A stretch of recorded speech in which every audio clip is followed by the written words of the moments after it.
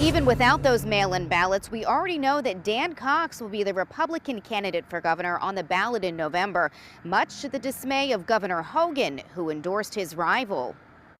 Called him a QAnon whack job. I don't think he has any business being a nominee, and he has no chance to win the race whatsoever. Governor Larry Hogan not mincing words about Dan Cox, the winner of the Republican primary in the gubernatorial race.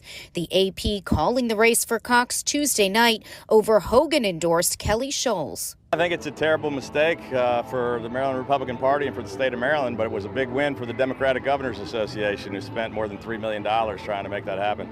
Hogan spoke about the race for the first time since the primary at an event in Annapolis Thursday evening. He says he will not back Cox, who was endorsed by former President Donald Trump.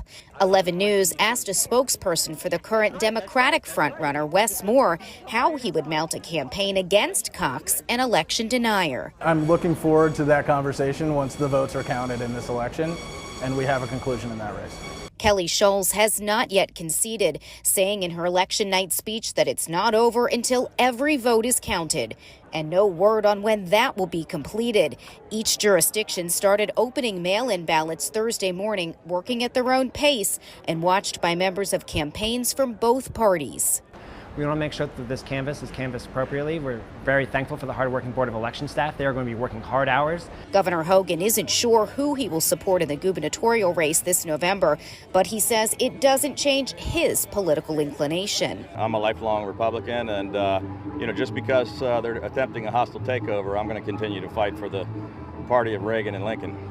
At least 16 of the 24 jurisdictions in Maryland have reported that they've counted the first round of mail-in ballots.